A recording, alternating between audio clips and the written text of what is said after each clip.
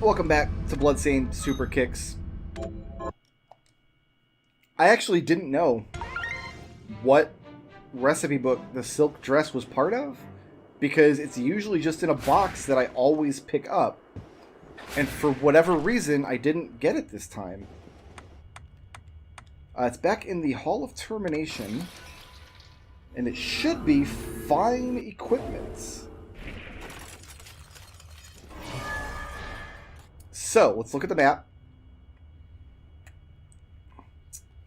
You see the little green ledger there. That's saying there's a kill quest there, because that's where the big boss she wants me to fight is. Okay. Fine equipment. I know that there is...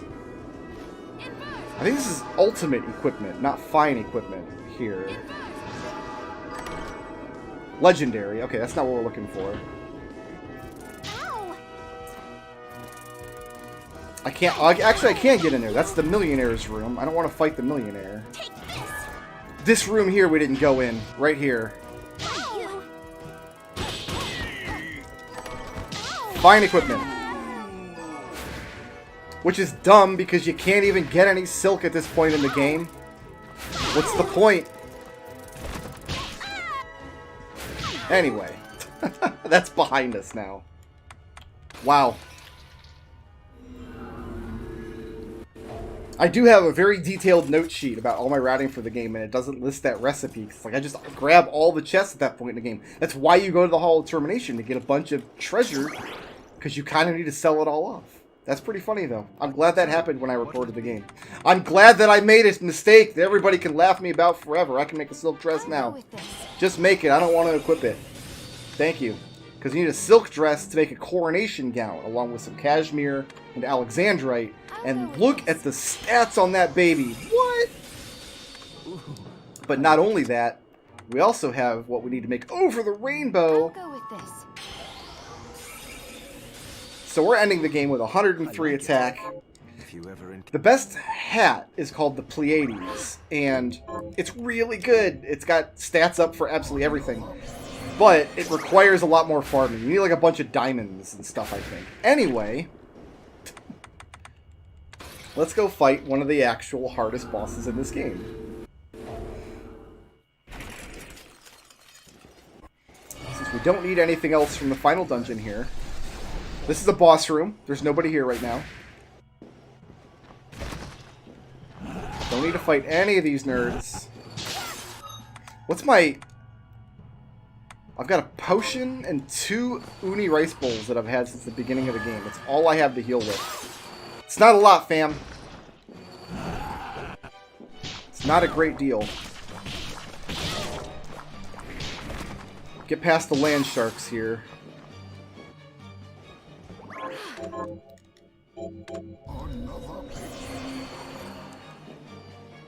Into, yeah, one of the hardest boss fights in the game. This is Gremory.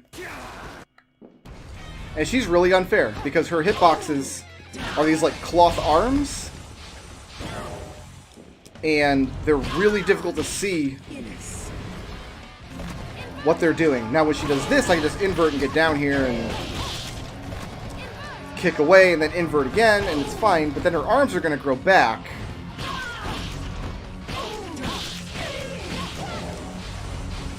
And I feel like it's really easy to take a lot of unfair damage against Gremory. She's doing this purple squid attack quite a lot. I'm not happy about it.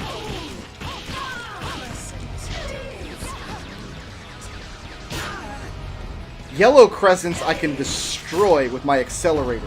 Red crescents are like 1,000,000 damage. So I really don't want to get hit by a red crescent if I can help it.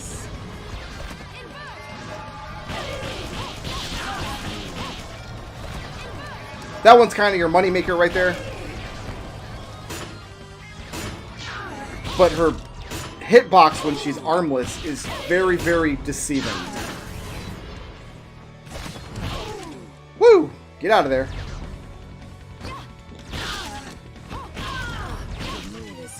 Okay, here's second phase.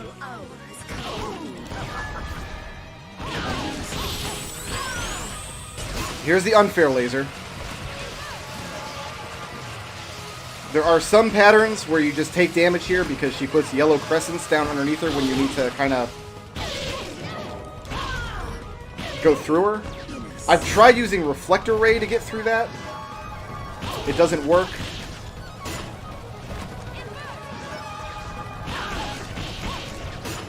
The shard we get from this fight, Dimension Shift, does work. But the only way you can fight her with Dimension Shift is in the randomizer. Ah, that was really stupid damage. Don't get hit here, Brickroad.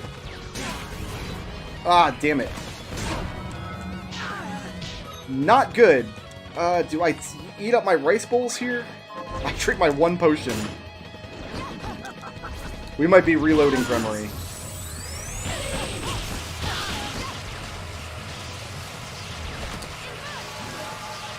Another unfair laser. I don't want to eat up my rice bowls here. I want those health for later.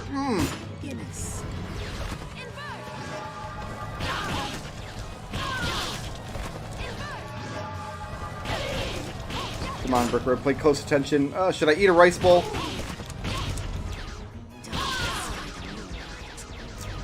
We eat one of these crescents, we're dead. There's a wall of them coming my way. That was like some two-hoo right there. Here's the unfair laser.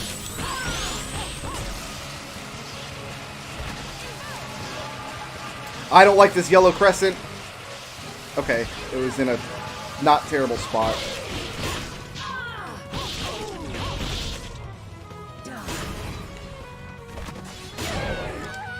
And I landed right on top of her.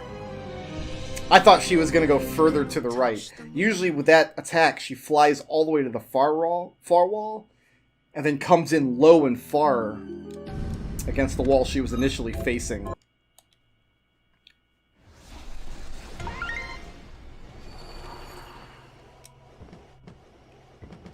So I jumped high to get up over her, but I guess it just wasn't good enough.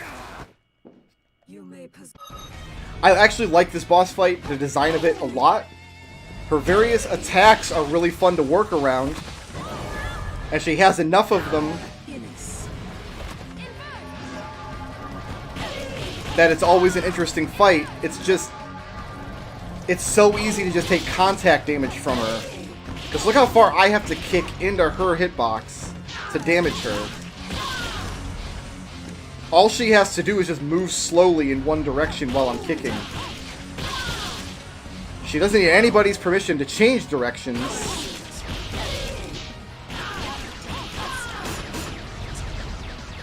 Red crescents. Okay, we're fine.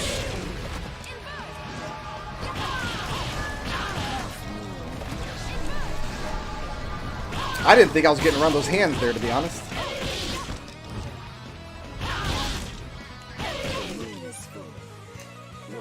I think maybe her arms, when they're attached to her body, should not have a hurt box at all. Like, you should just be able to be inside of them. Yeah, that's crescent. I wasn't paying attention there. Wow, that unfair laser went around twice. That's not supposed to happen. Yeah, see, she went low, but not quite as far that time. What is... Where are you at? Why are you so high? I guess it doesn't matter that much. Okay. I feel like Book Friend got in there to do some damage. Good on you, Book Friend. Alright, where's the unfair laser going? Ah! Getting around these crescents while the unfair laser is out. I mean, it's why it's called that.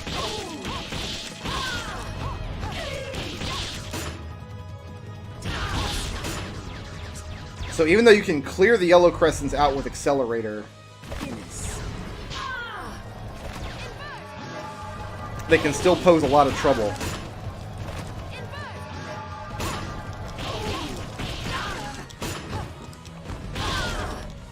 Ah!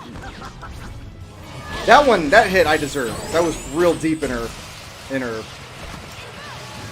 character model there, but just clipping the tips of her fanned out hands I'm not convinced that's a mistake worthy of like hundreds of damage.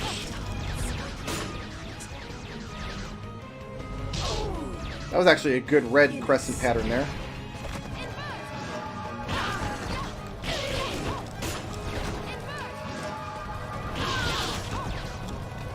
There isn't really a moneymaker in this fight. Sometimes the floor hands can get you a lot of work done for you, but other times you really just got to take your hits where you can find them, you know? Oh, there's my strength buff. Thanks for that. At the end of the fight, thanks for the strength buff on the last hit. Worst book ever. I'm sorry, I didn't mean it. I didn't mean it, and I'll never say it again. Let's go ahead and put Dimension Shift on. Now we have that. Alright, so I've got almost no healing at all. I used... Some of these boss fights take a lot of focus.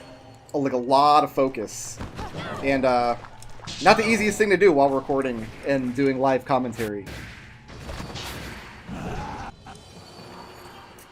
Alright, so now we want to go into this room. No. Top room? No. Bottom room. One of these rooms is correct. Yeah, here we go. Dimension Shift. That's all it is, and it's only good to get through this one room. If you go back to the Oriental Sorcery Lab, you can find Benjamin a third time and give him another Waystone. I think he gives you 10,000 gold. But what you could possibly need gold for at this point in the game, I have no idea. Alright. Time to fight Dominique. Spoilers, the last boss is Dominique. She was your friend through the whole game, now she's a bad guy. Even Gremory has... Dominique uses a bunch of different sorcery spells, but she won't cast anything if you're really close to her. All she'll do is she'll do this hair whip attack. So the whole fight is just trying to stay right on top of her. You want to crawl up this woman's butt, because if she gets some distance on you, she'll start filling up the screen with fireballs and... Her hair whip is actually pretty easy to dodge, thankfully. But when she does that purple teleport, you want to accelerate towards her. You really want to stay on top of her the whole fight. Do not give her a chance to cast any spells, or this happens to you. So to help her with that, they gave her that attack that she grabs you and throws you to the other side of the room. Like that. I am taking a lot of stupid damage here.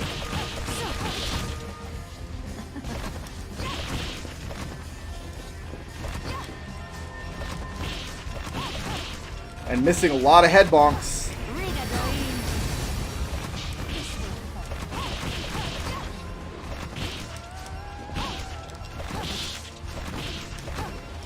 I might have to eat my rice bowl here in a second. Okay, so she's gone. That's like the first phase of the final boss. And I like the last boss of this game, but man, it's a stressful fight sometimes. And I'm at half health, so I'm going to take all of my healing here, just preemptively, because I know I don't have enough to top me off. There's a healing spell in this game, but it's like a full bar of mana for like 5 hit points. It's hilarious. So let's drink a potion, and... Oh, I got 2 of these rice bowls. Okay. Whatever, let's just eat them both. So, Bale has 3 heads. Man head, lizard head, cat head. And Dominique is going to inhabit cat head.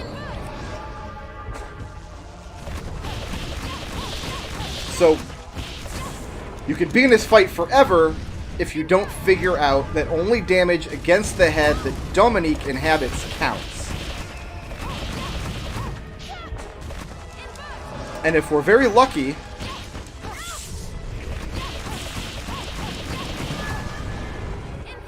we'll win the fight before she switches heads, but it's not the end of the world if we don't.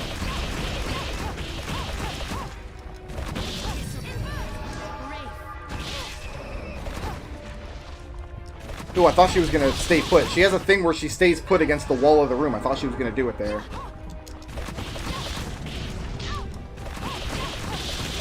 I don't know whose pet this is. I don't know what Kickstarter guy did this.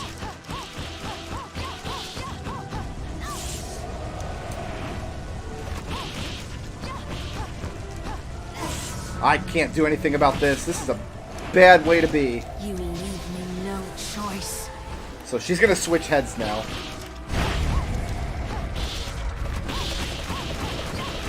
Oh, she didn't. She's still on the cat. No, she's switching. Alright, where's she going? I got 160 health left.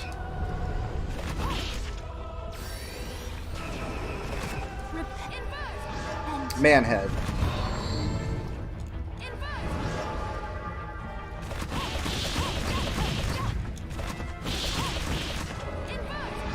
We gotta be getting close, though. We've done a lot of head bonking.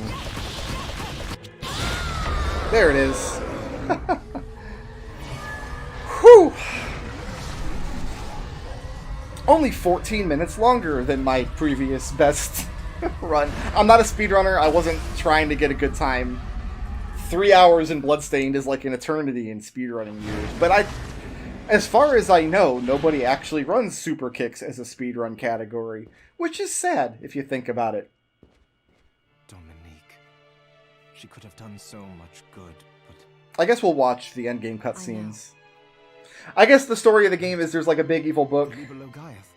The Logaeth. And everybody's after it. The same thing the master was trying to do. Jeeble died for it. Alfred died for it. Oh, Zangetsu died too. Dominique killed Zangetsu here. I will use the book to perform a rite here at the heart of the castle. The rite will activate the Enochian script and send the castle... Enochian's a good word. That's what Alfred was trying to accomplish.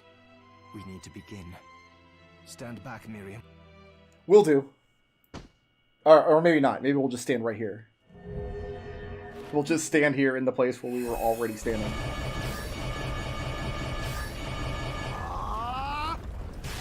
So that's my Bloodstained SUPERKICKS feats only challenge run. I looked on YouTube to see if anybody else had done a run like this. I found a guy who did like he called it a boots only run, but like he equips red shards in boss fights and attacks using shards, so I don't know what the deal is. Like, why would you call it... Like, maybe technically you only equipped boots, but if you don't use the boots to attack, then it's not a boots-only run, is it? Anyway, I'm glad that we don't make the best hat, because this is the best hat, let's be honest. The cool, wide-brimmed witch's hat. I'm a fan. Ah, blue skies are here again. Yes. You've made the world right again. I adore this game. I didn't back it on Kickstarter. I was very, very apprehensive about it, considering at the time what was going on with Mighty No. 9, especially. But they released Curse of the Moon, the 8-bit game made by Inti Creates, and I'm like, oh, maybe these people actually do want to create like a legacy. They want to actually build an IP that's... Yeah, it's a Castlevania ripoff, but it's also its kind of own thing. Maybe they're serious about it. And from that point on, I paid more attention to this game, which was still in development at the time. It's not perfect. Well, thank you, I really... Like, the graphics are okay, but... Very welcome. Come on. I don't think they're nice to look at in terms of, like, quality. And I also don't think they're very functional in terms of... being able to read the screen. I think I mentioned, like, there are some gameplay drawbacks to having 3D rendered graphics in a 2D game. Those are problems with the game. There are other problems. I know a bunch of Kickstarter people were upset because originally the Kickstarter launched with a roguelike mode. At the time, that roguelikes were like the big thing, and like, oh, we can do a roguelike mode. Well, games take a long time to develop, so years later the game came out. And now, like, roguelikes, they're still out there, but the big thing in these kinds of games are randomizers. Castlevania Symphony of the Night has one, which is the closest game to Bloodstained. Actually, the other way around. Bloodstained is the most Soten-like game outside of Soten. But randomizers are the big thing, and randomizers suit this sort of game better than a roguelike does. So I think the call to make the randomizer instead of the roguelike was good, but it made a lot of people mad. That's always going to happen with Kickstarted games, because the development cycle of the game is going to be longer than the moment in time where the Kickstarter is published. Like, what fads are hot right now is what the Kickstarter page is going to reflect. But then 2 years later, those ideas might not be good anymore. But I don't think anything about this game was made in bad faith. I think it's fantastic. I have over 100 hours played in it. I do plan to do other kind of challenge runs with it. Now that I know a lot of the boss patterns and things, I think the other ones will go a little better. I want to do spears at one point. Would be nice. Guns, I tried, and it's awful. I'm never going to try it again. But I want to thank you guys for watching Bloodstained Ritual of the Night Super Kicks, starring Chuck Norris and or Miriam. We're not going to sit to the end of the credits. They go on for 7 hours because of all the Kickstarter backers. I'll see you guys in the next Let's Play series. Thanks for watching.